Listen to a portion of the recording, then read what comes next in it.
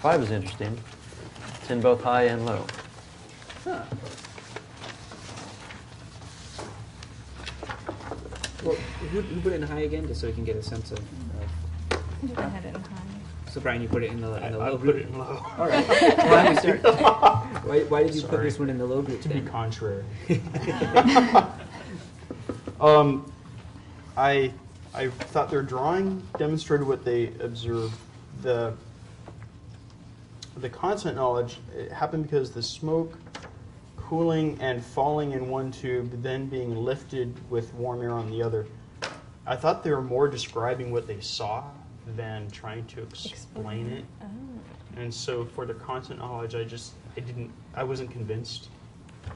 And then for their causal language, they made no attempt at explaining why it was falling, and maybe I was just being real picky on this one because I thought the drawing was kind of scant. You know, I guess what I saw is when they said because of the smoke cooling, that was the reason why it fell.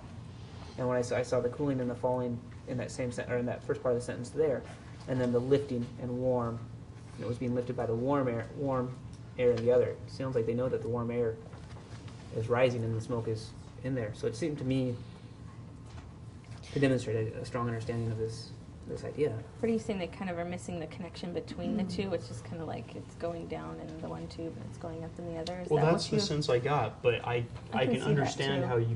how you could read explanation into there as well. That I mean, hearing someone else read it out loud, I can hear that too. What do you think, Bobby? I put it in the high category because it hit all 3 of the major points that we agreed with on the rubric. This is one that really tested the rubric, because if you go by the rubric, it does hit the points.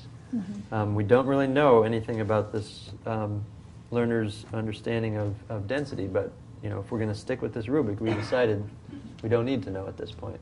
We need to know that they're seeing the connection between rising and hot and sinking and cold, and that the difference is what's driving this system.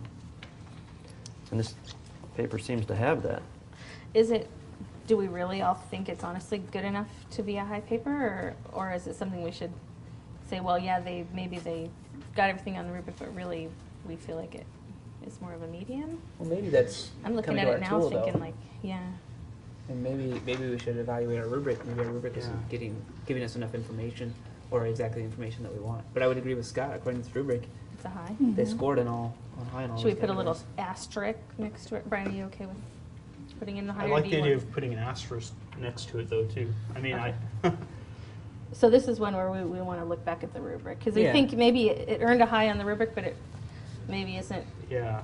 They don't have enough understanding to really count Exactly. it as a high. Yeah, I'm not That really sounds good to me, convinced. because I feel a little bit like that too.